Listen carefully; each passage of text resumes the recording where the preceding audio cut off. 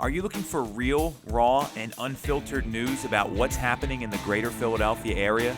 Are you sick of all the vanilla takes about the local issues affecting our community right now? You're in the right place. Tune in to the Philly Face to Face podcast. We are back on the Philly Face to Face podcast. We've got a friend of mine, former client, and also CEO and founder of a local startup, Dynable, here, Mark Sirkin. Mark, thanks for coming on first and foremost. I know your time's valuable. Tell us a little bit about yourself. Give the audience an idea of what you're doing, what's going on, and just we'll kind of take it from there. Quick description of who I am, give you an easy way to understand why I am who I am. When I was 13, come from a Jewish family, had my bar mitzvah, and got a bunch of money, right? You get these gifts for money. Most kids want to spend it on video games, whatever. I go to my parents and I said, Mom and Dad, I want to buy a copy of Windows 95 for the computer with my bar mitzvah money. And that's what I did. It was pretty expensive I at the bought time. Windows. I don't even remember how much it cost. I bought Windows 95. I installed it on the computer. That was my idea of fun. So who am I? I'm an IT guy. I was in corporate IT for a while. When I got tired of telling people to reboot their computers, I decided to start my own business. And as you heard, I'm CEO of a startup that is a local startup. We're called Dynable, and I know we'll talk a little bit about that in a few minutes. Yeah, well, so Mark and I got connected. I mean, we worked together. He was a referral from another past client, Tony, who I believe you were living with at the time in his first place. And so it's funny how you kind of make these connections, and that's what part of the podcast here is all about, is what's going on locally in our market. Because Philadelphia, we're a big marketplace. We're the 5th, 6th largest metro market in the country, and you're running a startup here right now. So I find that really intriguing because everyone thinks startups, they automatically think like Silicon Valley or you got to go out to California. So tell us a little bit about your company and then what kind of they're up to and some of the problems that you're solving, which I find really interesting. And I already know the answers, but the audience needs to hear this. Yeah, sure, absolutely. So the company is called Dynable. We help event planners manage dietary restrictions for their guests. Sounds like it should be a simple thing, right? You put gluten-free or vegetarian or something on a form, and that's it. But the problem is growing. There are more and more people every year with food restrictions. Just last year, I think it was, the food allergy community increased their estimation of the number of people with food allergies from 5% of the population to 10%. When you combine allergies with people with ethical diets and they're dieting for religion and they're dieting for medical reasons and they've got intolerances, you've got half the U.S. population has some kind of way they need to eat that isn't just I eat everything. And that's really challenging for anybody who's having or hosting or running or involved with a large event to be able to manage, because all of a sudden you've got 50% of people showing up who probably can't eat the things that you're throwing out on your menu. So they can either be wasteful by guessing, or they can get real information and really accurate data by using Dynable, and that's what we help with. Sure. So, and I find that for me personally, I've kind of gone through this sort of like health transformation where I'm eating healthier over the past couple years. I'm really cognizant of what I'm putting in my body. So you go to an event 4 or 5 years ago versus now, I don't want to eat most of that stuff. So I think that, and that's a personal choice, and so that's a kind of a totally, it's part of what the problem you're solving is. And also, it's not like I'm luckily I'm not someone that's like lactose intolerant or can't have gluten. So, what do you attribute the 5 to 10% jump in the diagnoses? I mean, is that something that it's just wasn't like? Tell me more about that, because that's a big number. Yeah. So it's there's a lot of factors going into this. People really don't know what's causing this increase. Is it just that doctors are getting better at diagnosing it? Is it that people are more in tune with what's going on? Does it have something to do with how we're managing our food supply chain? In my opinion, it's a combination of everything. You don't know if the celery on your plate was grown 10 miles from here or 2,000 miles away or more than that. And our bodies evolved to process food in a certain way, and we often don't evolve as quickly as our technology and the world around us does. So I think there's just a lot of factors that go into this. And of course, these days you end up with confusion and false positives and things like that. And people might think they have an allergy and they don't. There's all sorts of different things going on. And it's at the end of the day, somebody says they don't want to eat something. Somebody says they could end up in the hospital because of something. You got to believe them. Well, I mean, look, I don't want to be the person to put someone in the hospital because I'm making them eat some food that's at a conference or an event or something like that. So, and have going to places across the country where there's retreats and different things where they serve a lot of food and they want to keep you in the building in a lot of these like banquets or conferences or retreats. They don't want everyone leaving.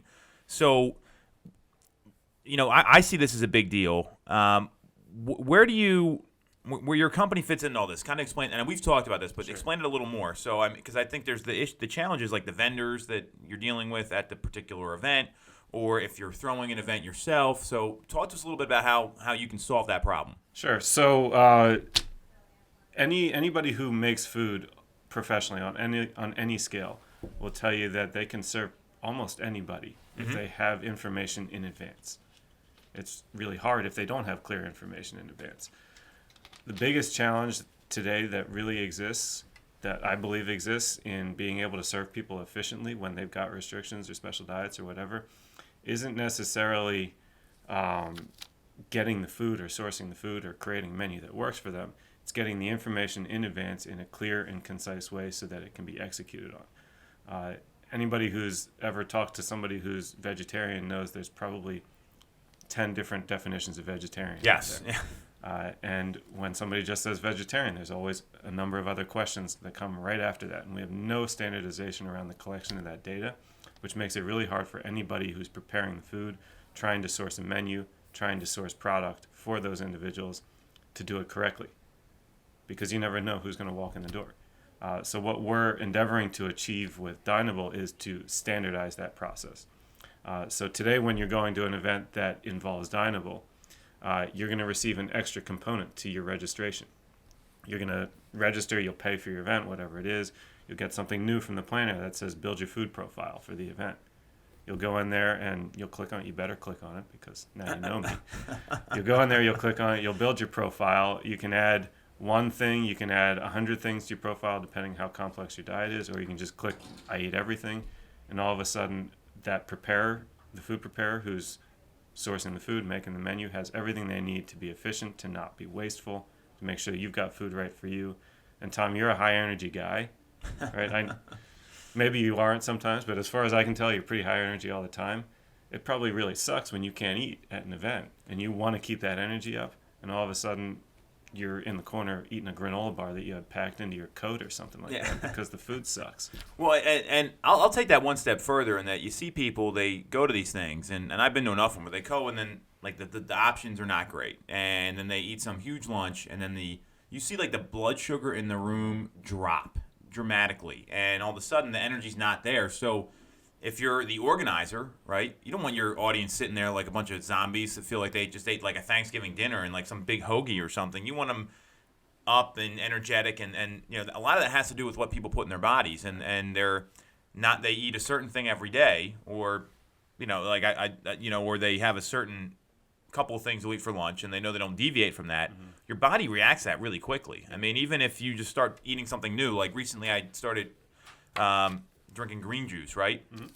First couple days, like I could tell something was off, and that's fine. That's your body adapting. But when that happens somewhere where you're trying to go somewhere and learn, or it's a friend's wedding or something else, that's where the challenge is. I mean, that's a real thing. And beyond that, somebody with severe health problems that could come up. There's this terrifying statistic out there. Every 3 minutes, somebody with food allergy ends up in the hospital because of something they ate. About half of that happens at home, and half of it happens away from home. And it's almost always poor communication.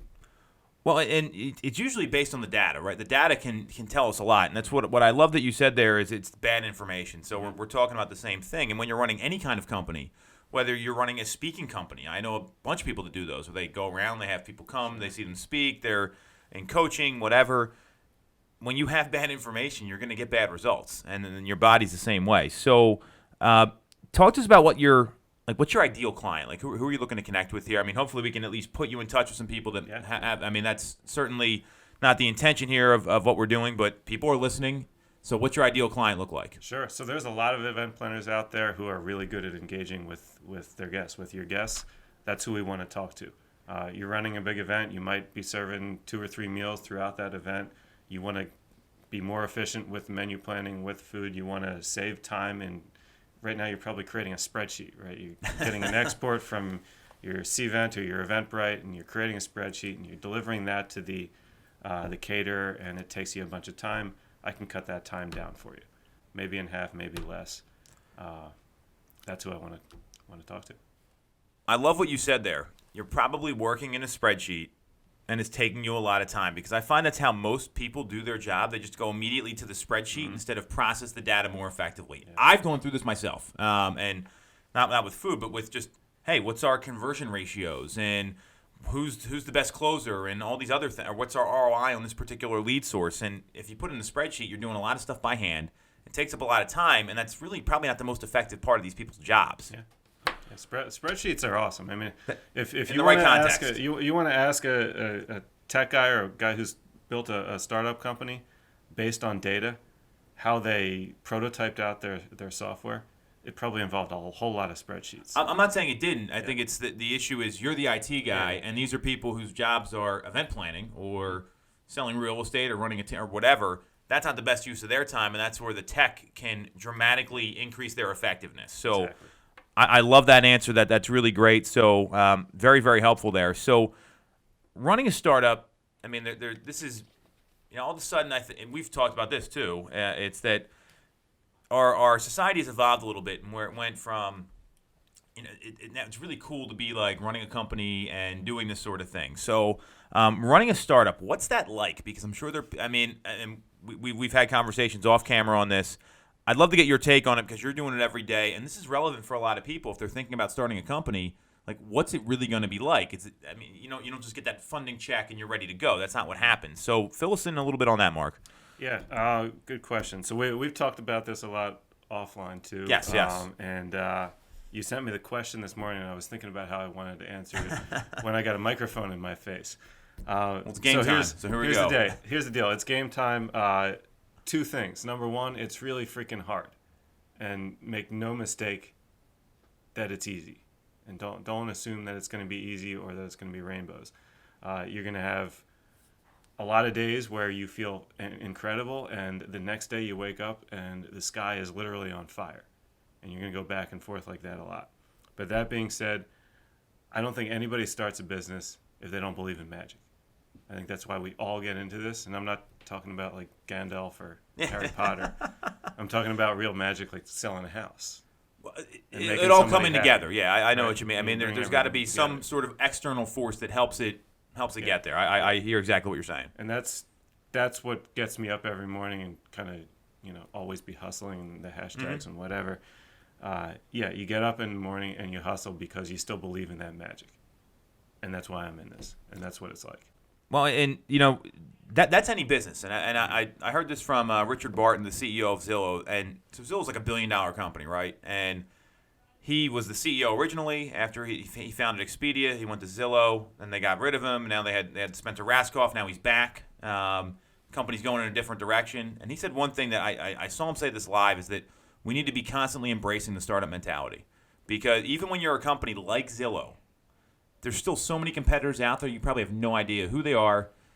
You don't know what they're doing, and they're coming for you no matter what. Or there's someone working on the same idea that you are. I mean, that's pretty common in the startup world from my experience there. So embracing that mentality and, like you said, believing in it, coming together, knowing you can put this together and you're solving a problem, which you guys are clearly doing. I don't. There's no question there in my mind. I mean, just having seen what happens at these things when people have digestive issues, or they have an allergy, or they just don't eat that way because they make a choice, and all of which are fine. So really, really critical there. I love that answer. Now, we hit on this a little bit, and so Mark and I have talked a lot here, obviously. So I'm going to stop saying, hey, we talked about this offline.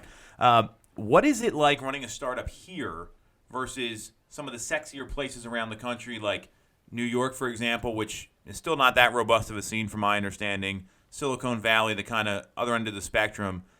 Share a little bit about that with people, that especially knowing that we're kind of, our audience here is local. If someone's thinking about this or has an idea, what's it like trying to run a startup in Philadelphia?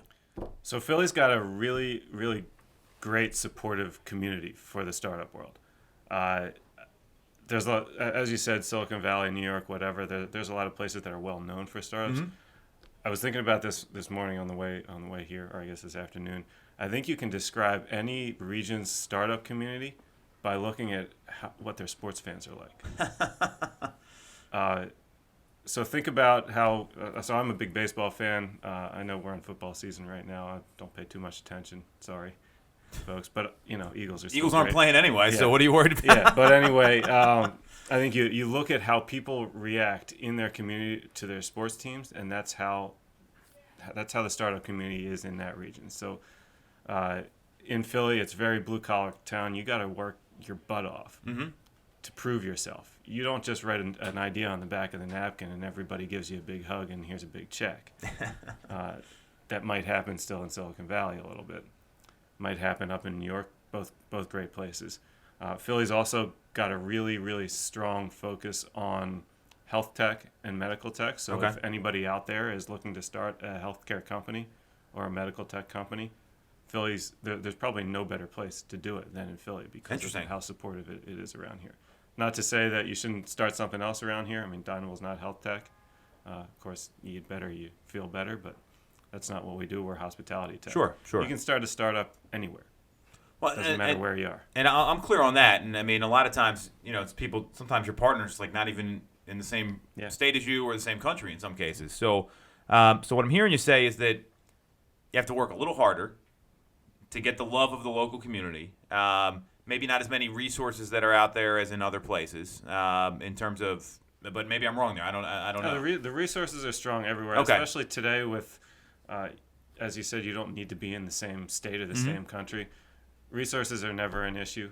The network is really powerful. Once you get to know somebody, you get to know 5 people in Philly, all of a sudden you're hooked into everybody because everybody's kind of friendly and gets to know everybody pretty quickly. So it's what, cut out that last part because I don't know where I was going at the end there. We're gonna leave it in now. All right, so I'll jump to another question. So you were talking about like getting connected with like 5 people, kind of. Yeah. Okay.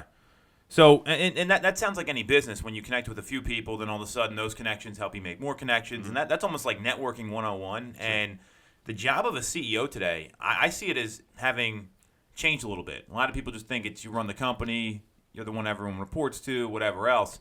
To me, a really good CEO knows how to get their company out there, and part of that is doing stuff like this, being out there and making news. I mean, you don't just see some of these guys that are the most revered CEOs or chairmans or whatever they are. Bezos comes to mind, or people like him. They're doing interviews and talking about their company and kind of the best spokesperson for their company in a really limited role. I mean, do you see that as something that you have to kind of embrace right now as when you're running a company? Yeah, 100%. I don't think with the way the world works today with social media, with everybody kind of being always on, I don't think you can have a reclusive CEO.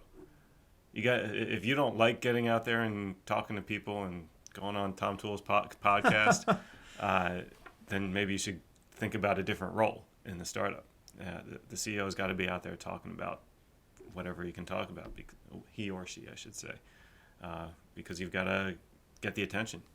Well, that's a really good point. And I think the only ones that can be reclusive are the ones that are like slaying it, meaning Steve Jobs at Apple. He was a little reclusive, but he came out with the iPhone and all this other stuff. I mean, so his product spoke for that. And so that's a bit of a different situation than what we're talking about here. So any advice for anyone that's trying to start a company right now? They have a concept, they have an idea. You've done this. You've been in the tech world for a long time. So any advice you have for someone that's maybe thinking about it, or they're maybe where you were a few years ago? Because I know that the best thing about stuff like this and the resources available when you listen to like podcasts and watch videos are that you hear someone else that went through the same thing. You can kind of cut that time down a little bit for you. Yeah, sure. Probably two things come to mind that are the most important. Number one, focus on your business. Don't get distracted. There's a lot of distractions out there. That sounds like an easy statement. It's not. And number two, find a balance between meeting as many people as you can and talking to as many people as you can and saying no. Because sometimes you got to say no because sometimes you do have to just kind of shut yourself into a room and get some stuff done. And that's sound advice for any business, I would say, not just the startup world. That's great stuff, Mark. Appreciate it. So the other really cool thing you've been up to, and this to me, actually, we reconnected over this, is that very recently there was a Rose Tree TEDx event. Was a month ago, I want to say, a month and a half Mid-November. ago. Mid-November. Mark was part of the group of people that organized it. TED Talks are awesome. I love them. You get so much good information in such a short period of time. So what inspired you to do that? How'd you get involved with that? Because a lot of people don't know this stuff is on a local level. They only think of like the Simon Sinek TED Talk, which is like the most famous one. They don't realize how much of a local organization TED is. So tell us a little bit about your experience there. Sure. TEDx events are everywhere. The difference between, I guess, TED and the events that happen in the community is the X at the end. So TEDx means it's independently organized. You license it from the master brand, which is the TED master brand. I got involved with this kind of by accident, I guess. A friend introduced me to a friend of his on the sidelines of a Little League game. They got to know each other. He says, Mark, I know you're in the startup world. My friend Stacy is organizing a TEDx event in media. You want to meet her? And I thought to myself, all right, well, to our point earlier, the CEO has to be out there doing stuff. Yes. I thought maybe I should go do a TED Talk. And I got all excited. I'm thinking about all these ideas that I might go get on the TEDx stage and give a talk about. And I go to meet Stacy, and we get to talking, and I got really excited about the potential for helping to support making this event happen as well. So I started making introductions for her. And, you build your network, you make introductions that make sense, and all of a sudden she emails me and says, "You're on the organizing committee. You don't have a choice." I said, "Okay, great." That being said, it was probably the most exciting thing I did last year outside of working on my business. It's kind of amazing to me that the TED Talks have become so successful, because at its heart, in this age of people building personal brands all over the place, the person is the least important thing in a TED Talk. It's the whole point is to give the stage to the idea. And the best TED Talks are the ones where you really remember the idea, but you have no idea who gave that talk. You probably couldn't pick their name out of a hat. You probably couldn't pick their face off of a wall.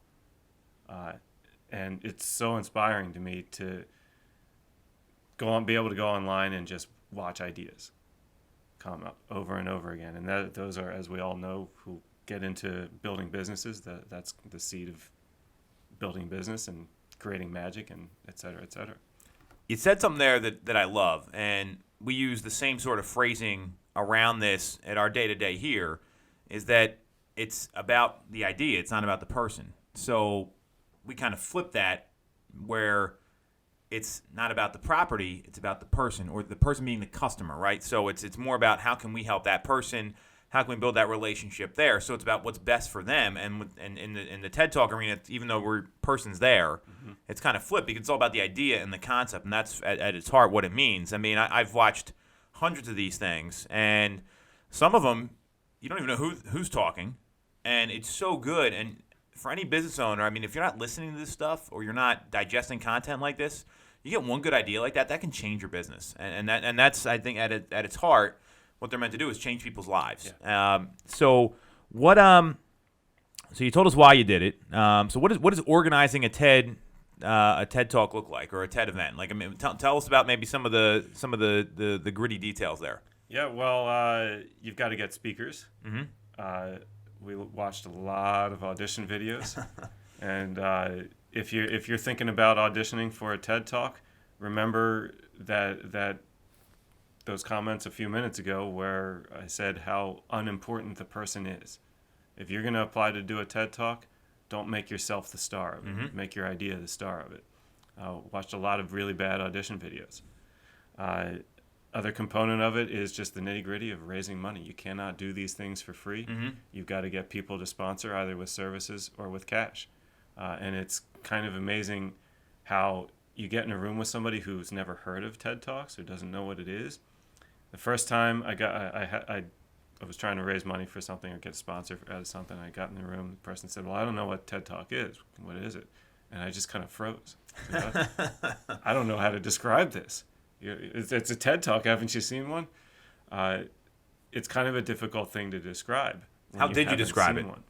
So Or I how do you froze describe in it that. now? Afterwards, the way I describe it is TED gives local communities a national stage for sharing ideas. And the ideas can be anything for anyone. Each TEDx event has a theme. So the one we ran in media, by the way, we couldn't call it TEDx Media because TED is a media company. Ah, that So makes. I was that's why wondering. it's That makes TEDx sense. Rose Tree. So our theme was grassroots. We'll have a different theme for this year's event, which will again happen in the fall of 2020, I assume. So ours was grassroots, and that's a pretty broad theme. It made sense for media. Media is kind of a pretty unique town. in that 100%. I know that a on lot of many amazing levels. Yeah. things have happened in media. So if you are going to apply to do a TED Talk, forget about yourself. Make sure you know the theme. Share an idea. It's pretty good advice for anyone listening. So, I mean, that to me was just so exciting because you don't realize how local that stuff is. Yeah. And if you look at the theme you guys had, that kind of explains it. And media is like the perfect place for a grassroots theme because you look at the community there. I mean, media is like this really unique town, and there's a couple towns like that around here. Westchester's probably the closest, but it's almost too big relative to what media is in terms of size and the location and the businesses that have started there and that continue to be there. So very, very cool you did that event. So what were some of the ideas that were shared? Like, I mean, give us maybe a sneak peek. I know you can probably check it on the website somewhere, but what was like one or two ideas that were shared in some of the talks during the event? Yeah, I don't want to steal any thunder from any of our speakers. I know our videos are they're final. The cuts are being finalized, and they actually have to be uploaded to TED, and TED has to review them before they're approved and put online. Interesting. I got the opportunity to coach one of the speakers, which was so much fun. I mean, it's kind of weird. Like, I've never given a TED Talk. Why am I coaching another guy to give a TED Talk? But I got the chance to do that. His name is Dave Shade. He runs a business locally. It's a dog training business. He's a veteran, and he's got a really unique set of experiences that helped him craft his big idea, which is nothing more than what if every veteran, when they came home, was given a dog. We've got a lot of rescue animals out there. Ton of We've rescue got a lot animals, of yeah. veterans who come home shell-shocked, and they need help. It's an amazing idea. I mean, I have a couple friends that are veterans, and I know, and I've heard stuff they've seen over, fighting across the ocean and doing all those sort of things. That's amazing. I mean, that and definitely hits that theme and everything else. Yeah. I have to maybe try to get him on the podcast here, but I mean, I'll introduce you. that is an amazing idea. I mean, I love hearing that kind of stuff. So Dave's video and all our other speakers, we had 12 speakers, if I'm remembering right. They should be out maybe by the end of this month, possibly in February. Very cool. And you'll all be able to see them, TEDxRosetree.com.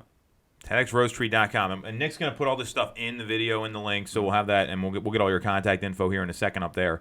So, obviously, we connected a long time ago, and Mark was a client of mine, and we ended up we lived very close to each other. I think I ran into you walking down my street one day, Yeah, I was out for a run, and I all was of a like sudden on the phone or there's something. Tom. It was and we like literally like right away, and which was pretty cool. So obviously we had one of the things we like to ask people here is what do they think about the local real estate market? What's happening there? So we've had an experience, and it was a while ago. I mean, this was not like last year or anything like that. So knowing what you know as a consumer, what do you see happening in the real estate market right now? You're a business owner. You've done some local community events, so there is perspective there. And Sure. I know you asked me, like, how am I supposed to answer this? And the point is, we want to get everyone's perspective. Yep. So being a community organizer, running a company, being a local business owner, and also being a consumer, what do you see about the local market here? So I know a couple of things, and mostly I know nothing at all about the real estate market, but I know, what I'm seeing out there. Interest rates I think are pretty good right now. Yeah, right. it's historically low. If you're somebody who's looking at, I don't have to buy a home, but maybe it's time to buy, I'm sure it's a good time to look around. As far as I can tell, there's always property available. There's always homes available. I'm sure from your perspective, Tom, sometimes inventory is better and sometimes it's worse. From my perspective as a consumer, there's always homes for sale. There's always people looking to buy because that's the way the world works. That's a really great perspective because it's a fact. I mean, Yeah. I've been through the worst recession in history selling real estate, and there was still homes to sold. Right. And it's out there. It may not be as much as you would like, but there's stuff to buy. Great perspective. I think that's a really unique look at it here because a lot of times all you realtors pound the table about inventory levels, rates, all this stuff. That's not what the consumer always sees. So this is really interesting here. Any other takes? Well, I'm a tech guy, so I'm always curious how technology is impacting what you do, Tom, and how consumers are going out there and looking for homes. And we talked a little bit about this when we got together for coffee a few weeks ago. So I'm actually going to turn the tables on you. Look at 'Cause this. I thought it was really interesting what you said in how technology is going to start impacting what you do in the real estate market overall. So what do you think? Well, I'll tell you what I know, and technology is dramatically changing real estate. So I mean, you look at a company like Zillow, specific. We mentioned them already once before. They've become the Google of real estate. There's no question about it. Stefan Swanepoel, who's he runs a company, and they just kind of evaluate the real estate industry. And they come out with this big report every year, and it says, here's our Power 200 leaders in the industry. So this year, number one, it came out last week, was Richard Barton, the CEO of Zillow. Zillow had 3 different executives in the top 23. The only tech company that was consistently that high. Most of the tech companies were like 100 and higher. Some of the real estate brokerages say they're tech companies. They have real estate agents working for them, and they were in that kind of top 10, like Keller Williams, Remax, Berkshire Hathaway, Home Services, all these people, Realogy as well. So it shows you how big the impact is. That number one and 3 of the top 3 people in the top 23 were all Zillow executives. That was really, really interesting to me from a third party. So even my point of view is also third party, but I also work for one of the companies. So there's whatever bias you think, and much like what your company's trying to do. People want stuff to be easier and hassle-free. So now you can request a tour online at the time you want. And an agent's going to accept that and go meet you at the property. Redfin came out with something a while ago where you don't need an agent to write an offer.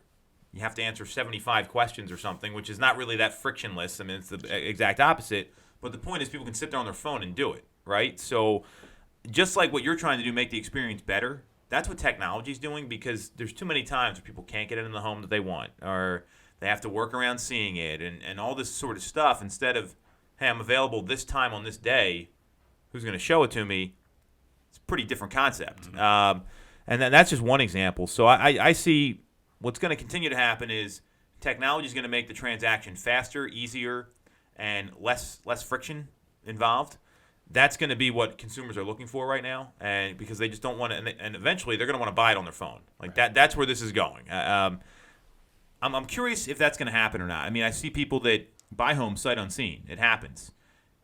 Depends what kind of property they're buying, right? Like if someone's looking for a single-family home on a certain street where they're going to raise their kids, they might end up going to visit that home. Now, if it's a first-time buyer and they want to they buy a condo in a certain building, those properties there's not as many variables involved there.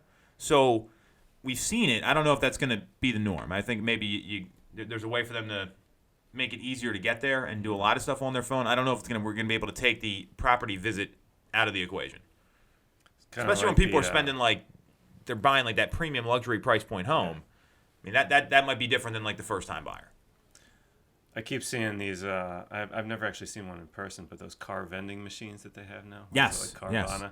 And I keep wondering if there's going to be an equivalent for real estate where you can almost obviously you're not getting a house out of a vending machine, but you get the key out of it. Reduce the time to buy, right? Reduce the friction of it. I think one of the things that technology is bringing to the world is maybe in the 90s and the early 2000s, technology was isolating people from the world. Yeah, I agree with that. Now it's going the other way, and technology is actually able to reduce the friction to getting people the experiences in the real world that they want to have. And you're talking about people buying a house. You're really what you're talking about is reducing the friction to get somebody into a home. Mm-hmm. And I'm talking about people getting food right for them.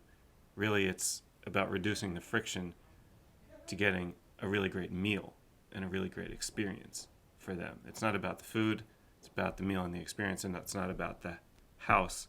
It's about building the home. Well, it's about the person, not the there. property, right? Or Person, not the property. So, and that's why I was so excited to have you on here, because it's a similar concept being applied to a different industry, and that's where the best ideas are. So, and what we probably will see continue to happen too is that there's going to be there's a lot of venture capital money going into real estate right now, and some of the stuff doesn't work. Like it doesn't get people what they want, and we're going to see more and more of that testing.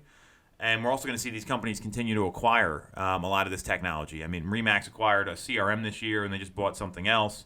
Compass bought a CRM. So and they're spending like millions of dollars on this stuff because they can't build it on their own. They just want it to be all in house. So we'll see more of that too, is what I anticipate. It's I mean, the market's changing, but it's also staying the same, which is because there's still that fundamental process that has to happen.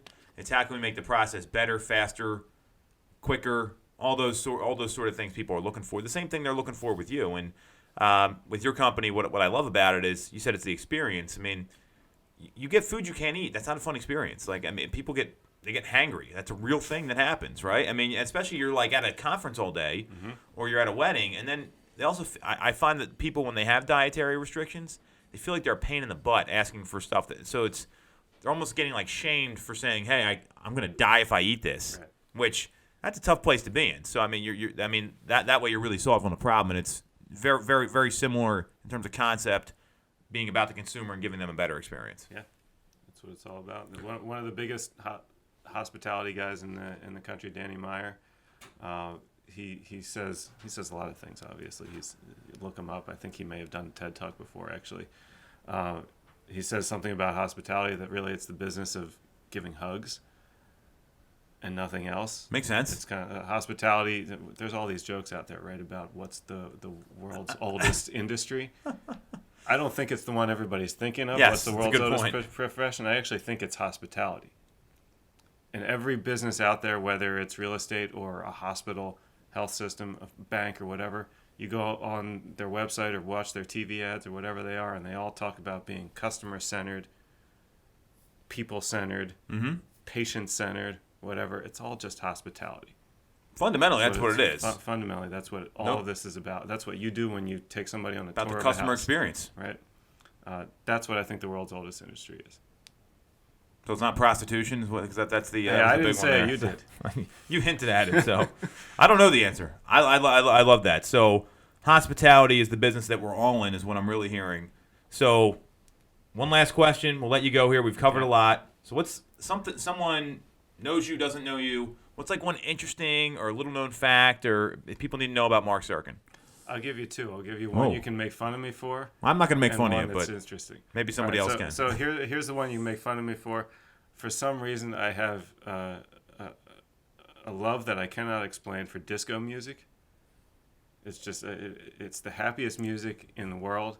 Every time it comes on, I can't help but smile, even if I'm in the worst mood ever. What's your favorite disco band That's a good question. or artist? It's probably Earth, Wind, and Fire. Okay. But you know, the Bee Gees are the old standard. Well, I mean, Earth, Wind, I can see why that would make you smile, because those are classic. just People great always stuff. smile for that stuff. So I don't. Exactly. I don't think it's that weird. I think if All right. people, you're embracing it a little more than most.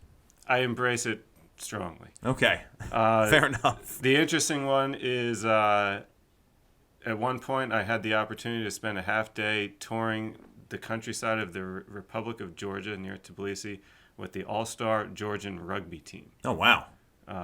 which is we probably don't have enough time for me to tell the whole story, but all I can say is take every opportunity you can to travel and put yourself out there and go to places you don't expect and talk to anybody who's willing to talk to you, and you end up doing things you wouldn't imagine.